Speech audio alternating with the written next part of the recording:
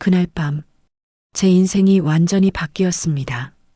그 아이가 제 앞에 섰을 때, 지은아, 20년 절친의 딸, 그 아이를 이런 곳에서 만날 줄은, 아저씨, 제발 아빠한테는 말하지 말아주세요. 그리고 저는 돌이킬 수 없는 선을 넘었습니다. 저는 김태수, 올해 47입니다. 서울 변두리 낡은 상가 건물 1층에서 작은 철물점을 운영하고 있습니다. 아침 일찍 문을 열고 손님 몇 명 받다가 저녁이면 셔터를 내립니다. 10년 전 이혼하고 나서 제 하루는 늘 이렇게 반복됩니다.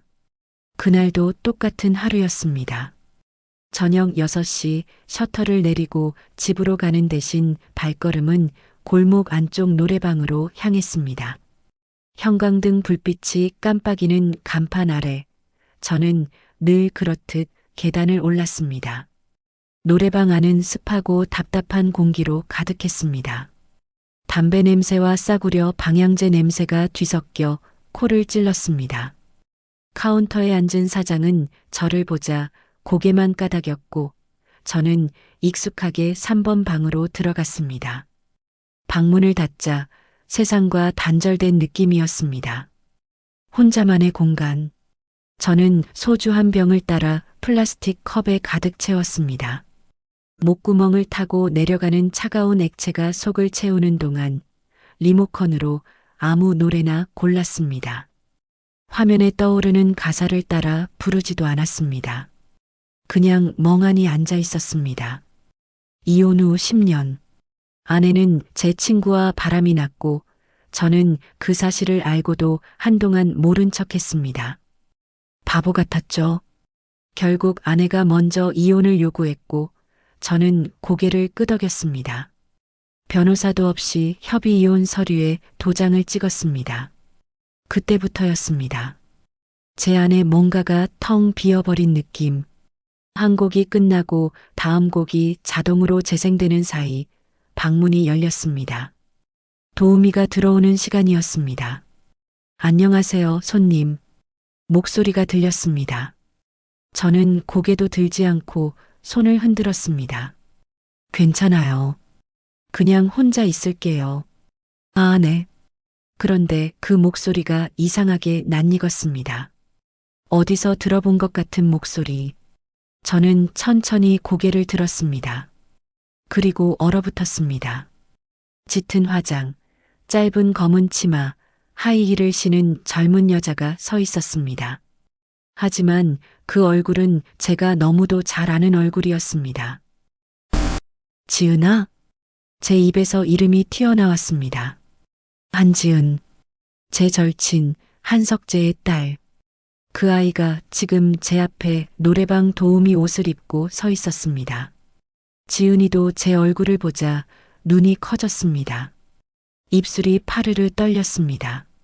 창백한 얼굴에 바른 진한 립스틱이 부자연스럽게 보였습니다. 아, 아저씨. 지은이의 목소리는 갈라졌습니다. 저는 자리에서 벌떡 일어났습니다. 가슴이 두근거렸습니다. 아니, 정확히는 철렁 내려앉았습니다. 지은아, 너 지금 뭐 하는 거야? 제 목소리는 떨렸습니다. 지은이는 고개를 숙였습니다. 긴 머리카락이 얼굴을 가렸습니다. 죄송해요. 석재 형은 알아? 내 아빠는 아니야. 몰라요. 아빠는. 순간 정적이 흘렀습니다. 멀리서 다른 방의 노랫소리가 희미하게 들려왔습니다. 누군가 트로트를 부르고 있었습니다. 그 경쾌한 리듬이 이 무거운 공기와 너무 어울리지 않았습니다. 저는 지갑을 꺼냈습니다. 손이 떨려 카드가 바닥에 떨어졌습니다. 주워서 테이블 위에 올렸습니다. 나 그냥 갈게. 너도 빨리 나가. 지은이가 제 팔을 잡았습니다. 차가운 손이 제 팔뚝을 움켜쥐었습니다. 아저씨, 제발 아빠한테는 말하지 말아주세요. 지은이의 눈에 눈물이 고였습니다. 화장이 번질까봐 눈을 깜빡이지도 못하고 있었습니다. 부탁드려요. 아빠가 알면, 아빠가, 저는 말문이 막혔습니다. 지은이를 마지막으로 본 게 언제였던가. 아마 고등학교 졸업 전쯤이었을 겁니다.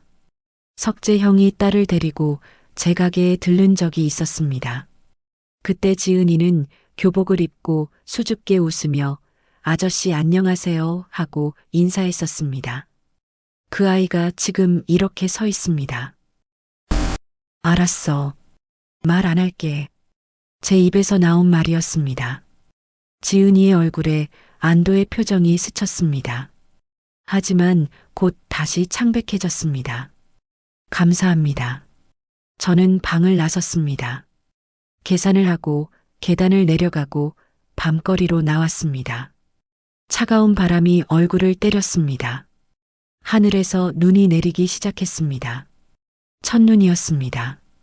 손바닥 위에 눈송이가 내려앉았다가 녹아 사라졌습니다. 흔적도 없이 집으로 가는 내내 머릿속이 복잡했습니다. 왜 지은이가 그런 곳에서 일을 하고 있을까? 석재 형이 경제적으로 어려운 건 알고 있었습니다. 몇 년 전 사업이 망했다는 얘기를 들었습니다. 하지만 설마 딸이 그런 일을 할 정도까지는 아닐 거라고 생각했습니다. 아니, 사실은 생각하고 싶지 않았던 겁니다. 집에 돌아와 불도 켜지 않고 어둠 속에 앉아 있었습니다. 창밖으로 눈이 계속 내렸습니다. 하얀 눈송이들이 가로등 불빛 속에서 춤을 췄습니다. 핸드폰이 울렸습니다. 모르는 번호였습니다. 저는 받지 않았습니다. 하지만 다시 울렸습니다. 세 번째 울림에 저는 전화를 받았습니다. 여보세요? 아저씨. 지은이의 목소리였습니다. 내일 시간 괜찮으세요? 왜? 제 얘기 좀 들어주실래요? 그 목소리에는 애원이 담겨 있었습니다. 저는 눈을 감았습니다. 창밖에 눈은 계속 내렸고 제 가슴 속에는 알 수 없는 감정이 소용돌이쳤습니다. 알았어. 내일 연락해. 전화를 끊고 나서 저는 중얼거렸습니다. 이건 아닌데. 하지만 제 손은 이미 내일 만날 장소를 검색하고 있었습니다. 다음 날 저녁 저는 약속 장소로 나왔습니다. 동네 뒷골목에 있는 작은 한식당이었습니다. 관광객들이 오지 않는 동네 사람들만 아는 곳. 낡은 테이블과 플라스틱 의자가 놓인 허름한 식당이었지만 음식은 푸짐하고 따뜻했습니다. 지은이는 이미 와 있었습니다. 어젯밤에 짙은 화장은 지워져 있었습니다. 민낯에 가까운 얼굴, 후드티와 청바지 차림, 긴 머리를 묶지 않고 내려뜨린 모습은 고등학생처럼 어려 보였습니다. 아저씨, 지은이가 일어서며 고개를 숙였습니다. 앉아. 저는 마주 앉으며 메뉴판을 집어들었습니다. 김치찌개 2개와 공깃밥을 주문했습니다. 사장님이 물을 갖다 주고 갔습니다. 어색한 침묵이 흘렀습니다. 지은이는 손가락으로 물컵을 만지작거렸습니다. 손톱이 짧게 잘려 있었습니다. 매니큐어 흔적도 없었습니다. 지은아, 제가 먼저 입을 열었습니다. 아빠한테는 정말 모르시는 거지? 네. 지은이의 목소리는 작았습니다. 학교는 대학 다닌다고 들었는데 휴학했어요. 작년부터. 왜? 지은이는 입술을 깨물었습니다. 아빠 사업이 망했어요. 빚이 많이 남았고 제 학비도 못 내실 상황이었어요. 음식이 나왔습니다. 김이 모락모락 나는 김치찌개와 하얀 쌀밥. 저는 지은이 앞으로 그릇을 밀었습니다. 먹어. 얘기는 나중에 해도 돼. 지은이는 숟가락을 들었습니다. 처음엔 조심스럽게 한 숟갈 떠먹더니 점점 빨라졌습니다. 허겁지겁 밥을 먹는 모습이 안타까웠습니다. 얼마나 굶었길래. 저는 아무 말 없이 지은이가 밥을 다 먹을 때까지 기다렸습니다. 그동안 저는 제 그릇을 천천히 비웠습니다. 밥을 다 먹고 나서 지은이는 물을 들이켰습니다. 숨을 몰아쉬며 눈을 감았습니다. 고마워요. 괜찮아. 그래서 노래방에서 일하는 거야? 네. 생활비랑 아빠 빚 갚는 거 도와드리려고요. 석재 형이 알면 기절하시겠다. 지은이의 얼굴이 굳었습니다. 그래서 절대 말씀 못 드려요. 아빠는 저 때문에 이미 많이 힘드셔요. 저는 한숨을 내쉬었습니다. 그날 이후로 지은이에게서 연락이 자주 왔습니다.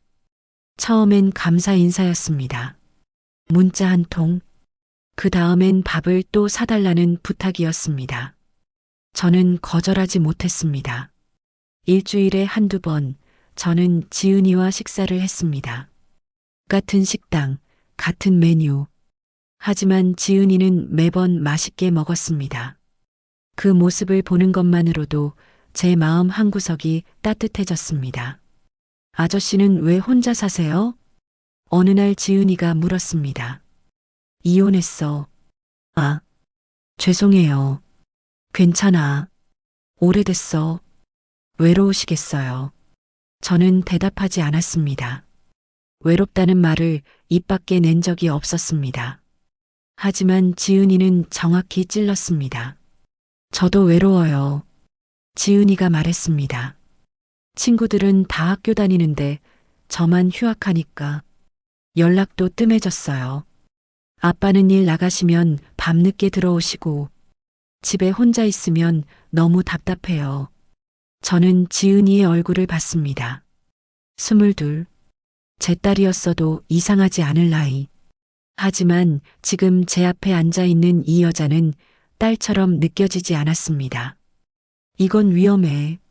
머릿속에서 경고음이 울렸습니다. 한 달이 지났습니다. 어느 금요일 밤 지은이에게서 전화가 왔습니다. 아저씨, 지금 시간 괜찮으세요? 목소리가 떨리고 있었습니다. 왜? 무슨 일 있어? 그냥 오늘 좀 힘든 일이 있어서요. 혼자 있기 싫어요. 저는 망설였습니다. 밤 10시 젊은 여자를 만나러 가는 47 남자. 게다가 친구 딸. 어디 있어? 결국 저는 나갔습니다. 한강공원 벤치에 지은이가 앉아 있었습니다. 차가운 바람이 불었고 강물은 검게 흘렀습니다. 가로등 불빛 아래 지은이의 어깨가 작게 떨리고 있었습니다. 추운데 왜 여기 있어? 저는 제 점퍼를 벗어 지은이 어깨에 걸쳐줬습니다. 따뜻한 옷감이 지은이를 감쌌습니다. 고마워요.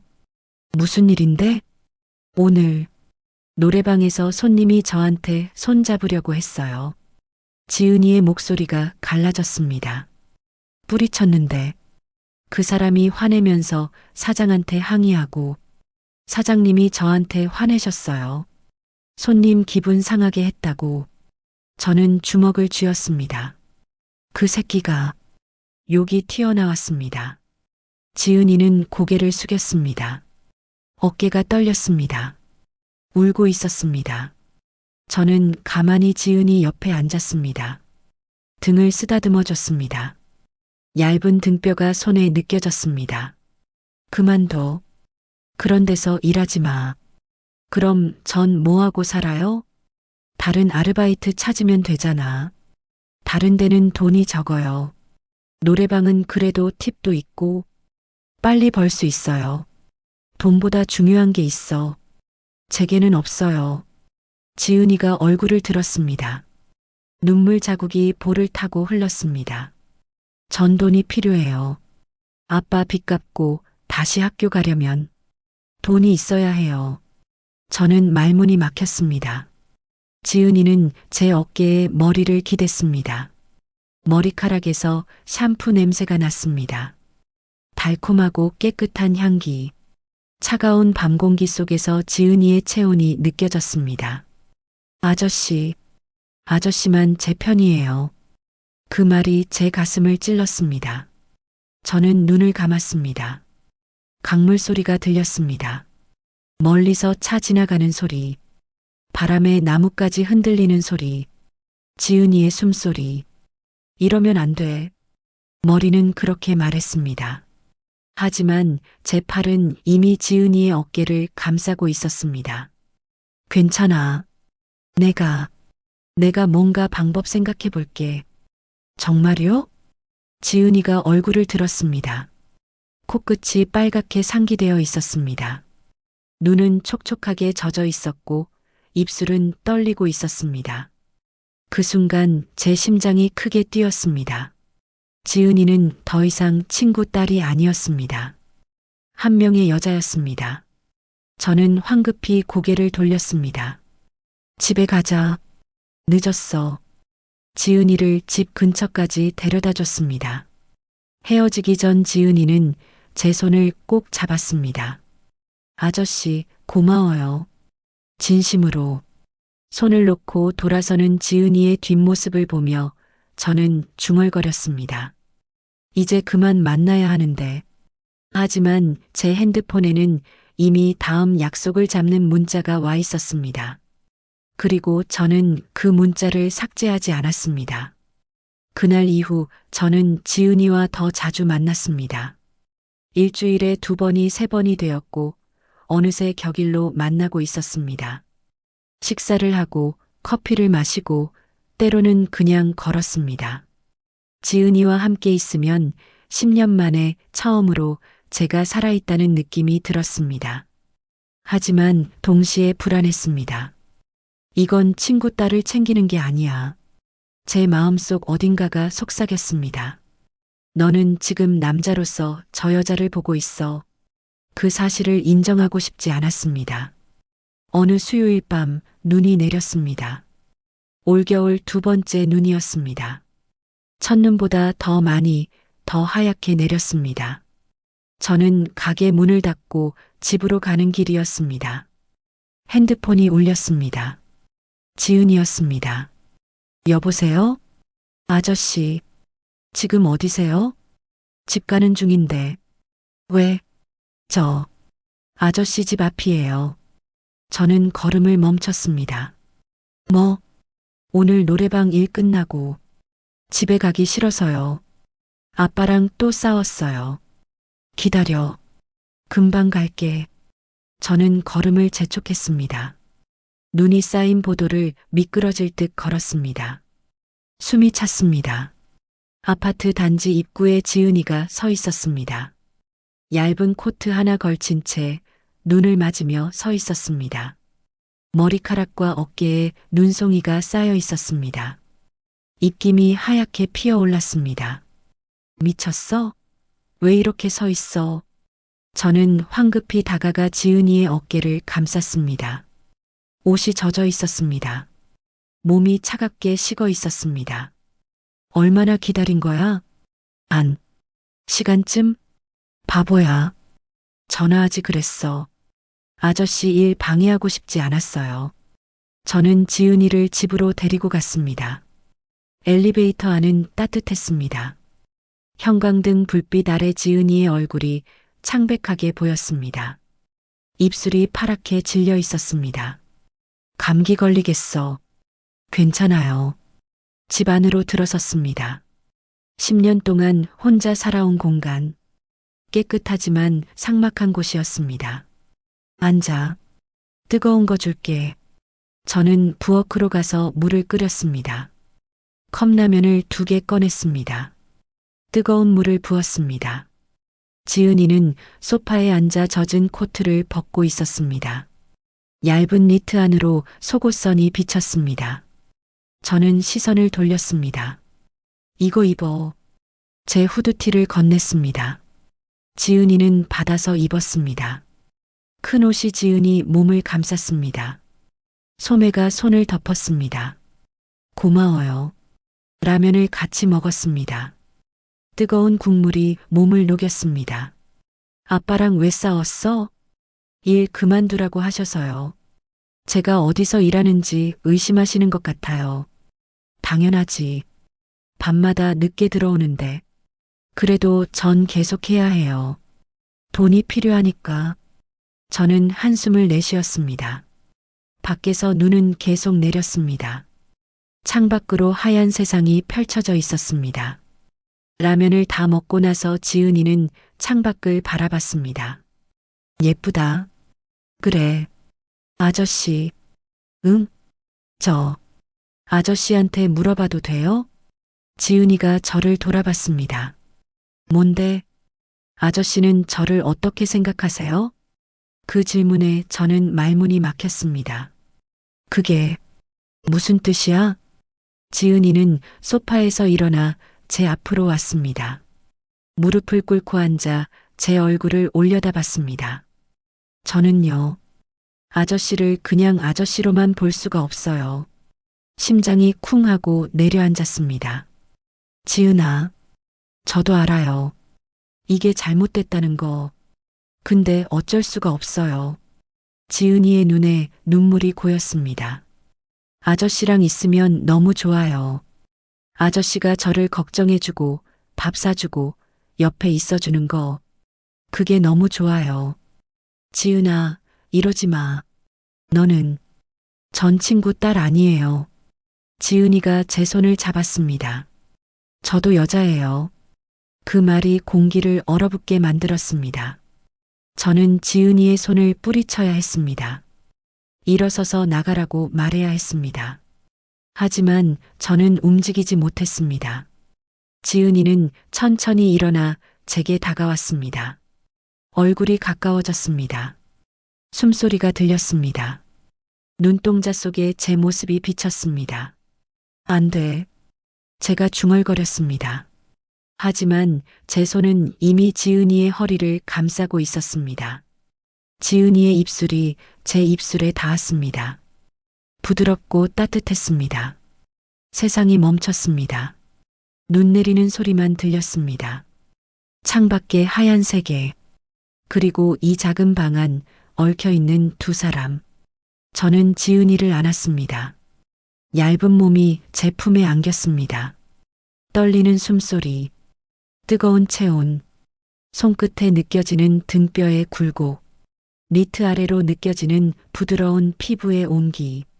지은이의 손이 제 목덜미를 감쌌습니다. 차가웠던 손끝이 이제는 뜨거웠습니다. 숨이 가빠졌습니다. 심장이 미친 듯이 뛰었습니다. 아저씨, 지은이가 제 귓가에 속삭였습니다. 그 목소리에는 떨림과 갈망이 섞여 있었습니다. 저는 지은이를 침대로 데려갔습니다. 천천히 조심스럽게, 마치 깨질까봐 두려운 것처럼. 그날 밤은 길었습니다. 창밖에서 눈은 계속 내렸고 세상은 점점 더 하얗게 물들어갔습니다. 얼마나 시간이 흘렀을까. 정신을 차렸을 때 지은이는 제 품에 안겨 잠들어 있었습니다. 규칙적인 숨소리, 평온한 얼굴, 흐트러진 머리카락이 베개 위에 펼쳐져 있었습니다. 저는 천장을 바라봤습니다. 나는 지금 무슨 짓을 한 거지? 죄책감이 밀려왔습니다. 석재 형의 얼굴이 떠올랐습니다. 절친, 20년 넘게 형님처럼 따르던 사람, 그 사람의 딸을 품 안에 지은이는 여전히 평온하게 자고 있었습니다. 제 가슴에 얼굴을 묻은 채 마치 세상에서 가장 안전한 곳에 있는 것처럼 저는 지은이의 머리카락을 쓰다듬었습니다. 이제 돌이킬 수 없어? 그 생각이 머릿속을 채웠습니다. 다음 날 아침 지은이가 눈을 떴습니다. 잠에서 깬 얼굴은 화장기 없이 더 어려 보였습니다. 지은이는 제 얼굴을 보며 수줍게 웃었습니다. 아침이네요. 응, 저 후회 안 해요. 지은이가 말했습니다. 아저씨는요? 저는 대답할 수 없었습니다. 후회하는가? 아니, 후회하지 않았습니다. 그게 더 문제였습니다. 지은이를 집 근처까지 데려다 줬습니다. 조심해서 가. 네. 아저씨도. 지은이는 웃으며 손을 흔들었습니다. 돌아서서 걸어가는 뒷모습이 아직도 어린아이 같았습니다. 문이 닫히고 혼자 남았습니다. 저는 소파에 앉았습니다. 어젯밤 지은이가 앉았던 자리, 아직도 그 온기가 남아있는 것 같았습니다. 며칠 후 여동생 미영이 찾아왔습니다. 오빠. 미영은 날카로운 눈으로 저를 봤습니다. 뭔 일 있어? 오빠 요즘 이상해. 표정이 달라졌어. 무슨 소리야? 미영은 테이블에 커피를 내려놓으며 말했습니다. 여자 생겼지? 저는 대답하지 않았습니다. 미영은 한숨을 쉬었습니다. 오빠, 진심 아니면 당장 끊어. 뭐? 나이 차이 많이 나는 여자면 더더욱. 그의 인생 망가뜨릴 거야. 미영은 제 어깨를 쳤습니다. 진심이면 책임질 각오를 해. 아니면 지금 당장 정리하고. 중간은 없어. 미영아. 오빠, 난 오빠가 행복했으면 좋겠어. 진심으로. 근데 그 행복이 다른 사람 불행 위에 세워지는 거면 그건 오래 못 가. 미영의 말이 가슴에 박혔습니다. 미영이 돌아가고 저는 창밖을 봤습니다. 눈은 멈췄지만 세상은 여전히 하얗게 덮여 있었습니다. 발자국 하나 없는 깨끗한 눈. 하지만 저는 알고 있었습니다. 제가 이미 그 위에 돌이킬 수 없는 발자국을 남겼다는 것을, 그리고 이제 그 길을 계속 걸어가야 한다는 것을.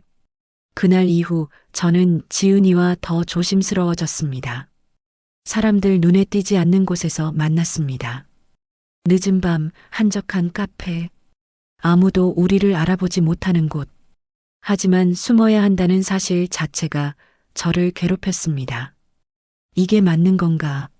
매번 지은이를 볼 때마다 그 질문이 떠올랐습니다. 한 달이 지났습니다. 어느 토요일 오후 저는 가게에 있었습니다. 손님 몇 명 응대하고 재고 정리를 하고 있었습니다. 문이 열렸습니다. 익숙한 발걸음 소리. 저는 고개를 들었습니다. 석재 형이었습니다. 얼굴이 굳어 있었습니다. 눈빛이 차가웠습니다. 형? 석재 형은 아무 말 없이 제 앞으로 걸어왔습니다. 그리고 제 멱살을 잡았습니다. 너, 지은이랑 뭐 하는 거야? 심장이 얼어붙었습니다. 형, 무슨, 거짓말하지 마. 다 봤어. 석재 형의 목소리가 떨렸습니다. 어젯밤 지은이 나가는 거 미행했어. 내 집 앞까지 갔더라. 1시간 후에 나오는 거 다 봤다고. 저는 말문이 막혔습니다. 석재 형이 제 멱살을 놓고 뒤로 물러섰습니다. 주먹을 쥐었다 폈다를 반복했습니다. 형, 진정하고. 진정하라고. 석재 형이 소리쳤습니다. 내 딸이야. 내 딸. 내가 어떻게 내 딸한테 그럴 수가 있어. 형, 들어봐. 우리는, 우리라고? 석재 형이 비웃었습니다. 너 47이야. 지은이는 22이고. 그게 우리야?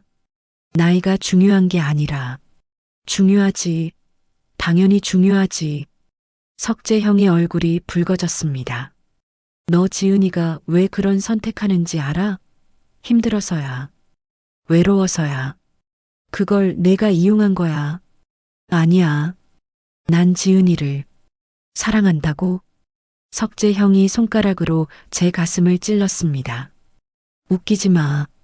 넌 그냥 외로웠던 거야. 젊은 여자가 좋았던 거지. 그 말이 가슴을 찔렀습니다. 저는 고개를 숙였습니다.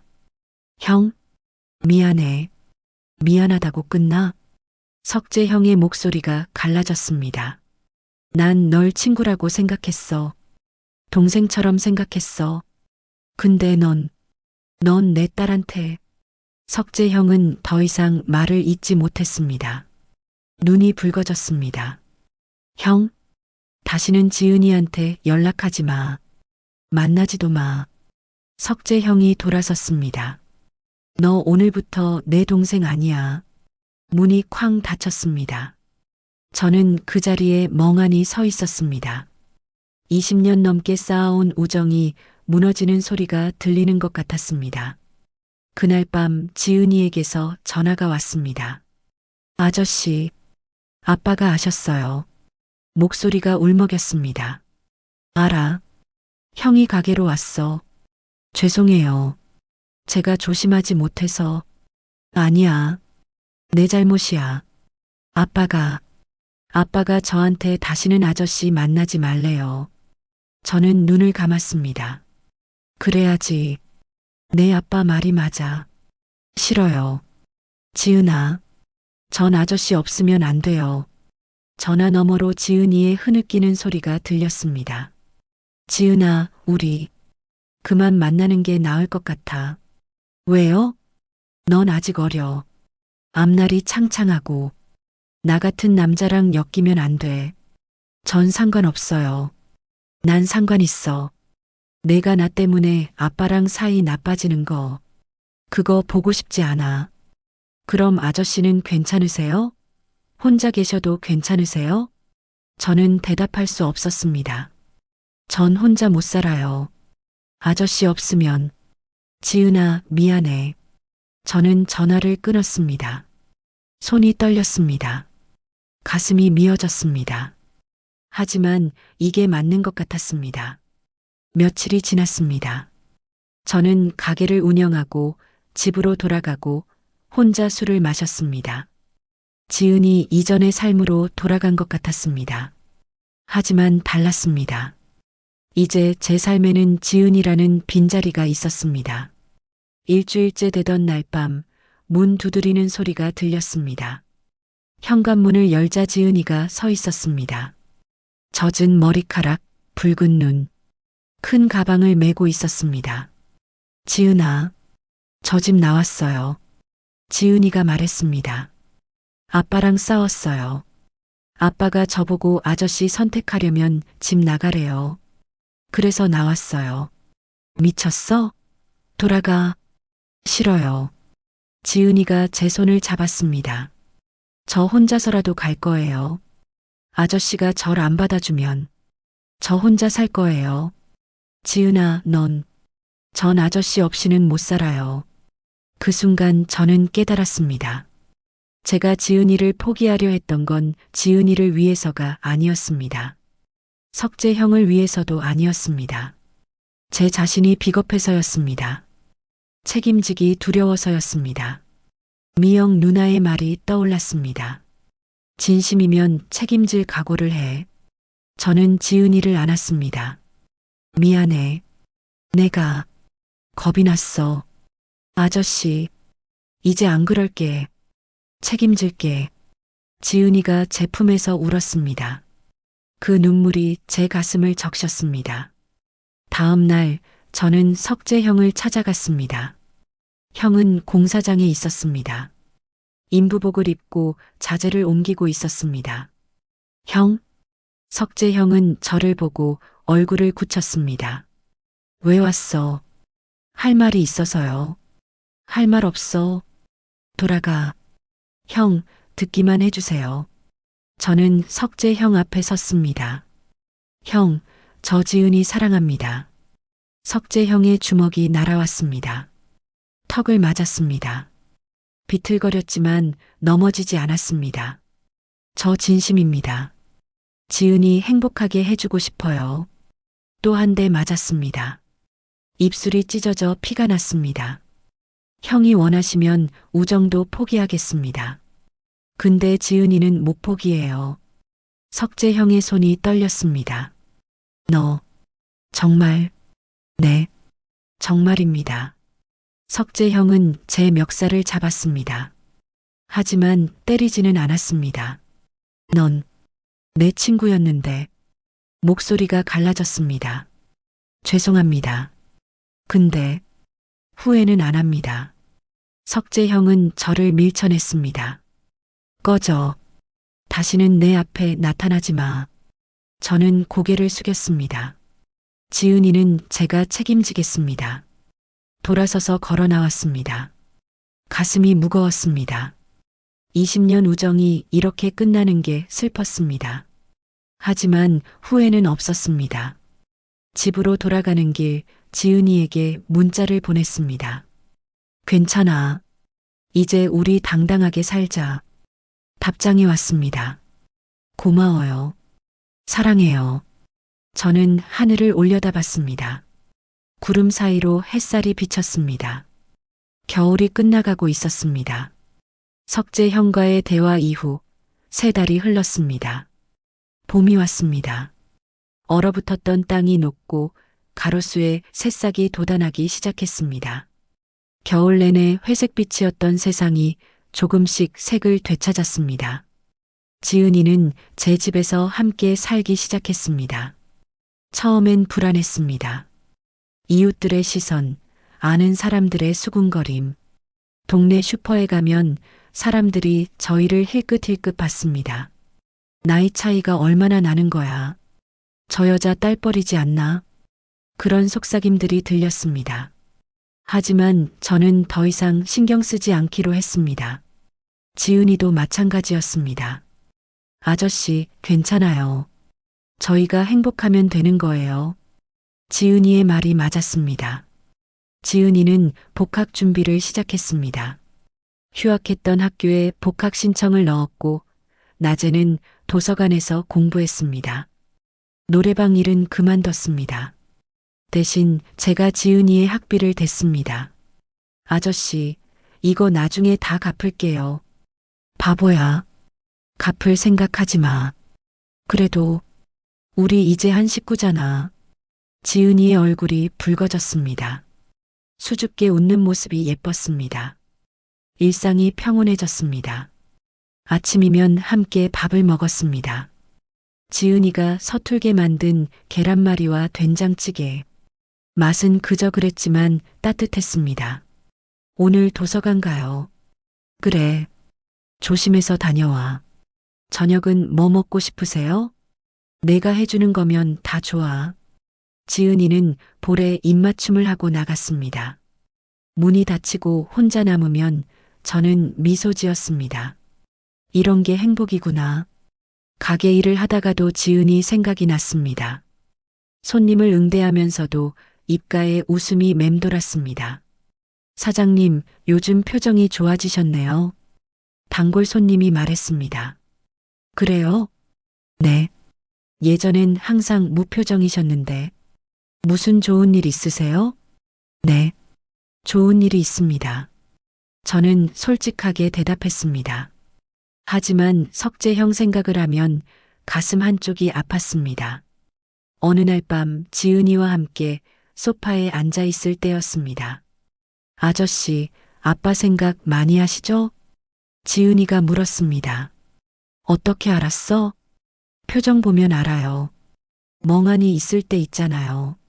저는 한숨을 내쉬었습니다. 미안해. 내 아빠랑 사이 나빠지게 해서. 아니에요. 제 선택이에요. 지은이가 제 손을 잡았습니다. 아빠도 언젠가는 이해해 주실 거예요. 그럴까? 네. 시간이 걸리겠지만 저는 지은이를 안았습니다. 따뜻한 체온이 전해졌습니다. 머리카락에서 샴푸 냄새가 났습니다. 사랑해. 제가 속삭였습니다. 저도 사랑해요. 우리는 그렇게 서로를 꼭 껴안았습니다. 밤이 깊어갔습니다. 창밖으로 도시의 불빛이 반짝였습니다. 저는 지은이를 침대로 이끌었습니다. 부드러운 입맞춤, 서로의 옷을 벗겼습니다. 느리게 조심스럽게. 지은이의 피부는 부드러웠습니다. 손끝으로 어깨를 쓰다듬고 허리의 곡선을 따라갔습니다. 지은이의 숨소리가 가빠졌습니다. 아저씨, 작은 목소리로 제 이름을 불렀습니다. 저는 지은이를 더욱 깊이 안았습니다. 두 사람의 체온이 섞였습니다. 심장 소리가 들렸습니다. 뜨거운 숨결이 목덜미를 간지럽혔습니다. 시간이 멈춘 것 같았습니다. 세상에 우리 둘만 존재하는 것 같았습니다. 그날 밤은 오래도록 이어졌습니다. 한 달 후 예상치 못한 일이 일어났습니다. 여동생 미영이 석재 형을 만났다고 했습니다. 오빠, 석재 씨 만났어. 뭐? 왜? 내가 먼저 연락했어. 오빠 때문에. 미영은 커피를 마시며 말을 이었습니다. 석재 씨 많이 힘들어 보이더라. 딸 잃은 것 같다고. 그럴 만도 하지. 근데 말이야, 오빠. 석재 씨가 지은이 학교 복학했다는 거 알고 있더라. 저는 눈을 크게 떴습니다. 형이? 응. 몰래 알아본 것 같아. 그리고 지은이가 행복해 보인다고 하더라. 가슴이 뜨거워졌습니다. 그래도 아직은 화가 안 풀린 것 같아. 근데 시간이 지나면 어쩌면 미영의 말에 희망이 보였습니다. 고마워, 미영아. 오빠, 지은이 잘 챙겨. 약속 지켜. 그럴게. 그날 밤 지은이에게 그 이야기를 했습니다. 정말요? 아빠가? 지은이의 눈이 반짝였습니다. 응, 내가 복학한 거 알고 계시대. 지은이의 눈에 눈물이 고였습니다. 아빠가 저 미워하시는 줄 알았는데 미워할 리가 있겠어. 넌 그분의 딸인데. 지은이는 울었습니다. 기쁨의 눈물이었습니다. 그날 밤 지은이는 편지를 썼습니다. 아버지께 보내는 편지. 감사의 말과 사과의 말, 그리고 사랑한다는 말. 보낼 거야? 아니요. 그냥 쓰고 싶었어요. 지은이는 편지를 서랍에 넣었습니다.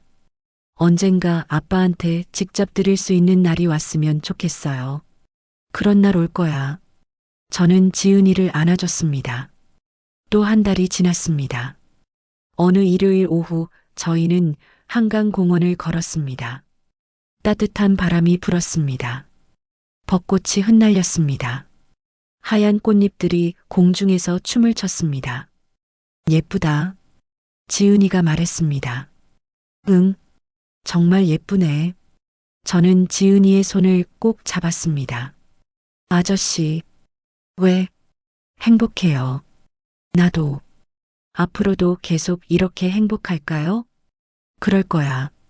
우리가 서로 사랑하는 한. 지은이는 제 어깨에 머리를 기댔습니다. 강물이 반짝였습니다. 햇살이 부서졌습니다. 사람들이 웃으며 지나갔습니다. 문득 작년 겨울이 떠올랐습니다. 눈 내리던 그날 밤, 노래방에서 지은이를 만났던 순간, 그때부터 모든 것이 시작됐습니다. 그 발자국은 지워지지 않았습니다. 하지만 후회하지 않았습니다. 그 길을 걸었기에 지금 이 행복이 있었습니다. 아저씨, 뭐 생각해요? 우리 처음 만난 날, 노래방에서요? 응, 그때 진짜 놀랐죠? 그럼, 심장 멎는 줄 알았어. 지은이가 웃었습니다. 맑은 웃음소리가 봄바람에 실려 흩어졌습니다. 저도 놀랐어요. 근데, 아저씨 보는 순간 안심이 됐어요. 왜? 아저씨가 저를 지켜줄 것 같았거든요. 저는 지은이를 마주봤습니다. 평생 지켜줄게. 약속이에요? 약속이야. 우리는 다시 걷기 시작했습니다. 벚꽃 흩날리는 길, 손을 꼭 잡은 두 사람, 나이 차이, 세상의 시선, 잃어버린 우정, 모든 것이 여전히 무겁게 남아 있었습니다. 하지만 지은이와 함께라면 견딜 수 있었습니다. 아니, 견디는 게 아니었습니다. 행복했습니다. 진심으로 행복했습니다. 그것만으로 충분했습니다. 집으로 돌아가는 길, 지은이가 물었습니다. 아저씨, 석재 아저씨, 아빠랑 언젠가 화해할 수 있을까요? 시간이 필요할 거야. 근데, 형은 좋은 분이야. 언젠가는 이해해 주실 거라고 믿어. 저도 그랬으면 좋겠어요. 저는 지은이의 손을 꼭 잡았습니다. 괜찮아. 우리 천천히 가자. 서두르지 말고. 네. 우리는 나란히 걸었습니다. 석양이 지고 있었습니다. 하늘이 주황빛으로 물들었습니다. 새로운 시작. 우리만의 봄. 겨울이 남긴 발자국 위로 이제 새로운 길이 펼쳐지고 있었습니다. 그리고 우리는 함께 그 길을 걸어가고 있었습니다. 눈 내리던 그날 밤부터 시작된 이야기. 결국 두 사람은 자신들만의 봄을 찾았습니다. 과연 이것이 행복일까요? 아니면 또 다른 시련의 시작일까요? 그건 아무도 모릅니다. 다만 확실한 건 두 사람이 진심으로 서로를 선택했다는 것. 여러분은 이 이야기를 어떻게 보셨나요? 공감하셨다면 좋아요, 궁금하셨다면 구독, 응원하신다면 알림 설정 부탁드립니다. 여러분의 작은 클릭 하나하나가 이 채널을 계속 이어가게 하는 힘입니다. 다음 이야기에서 또 뵙겠습니다. 감사합니다.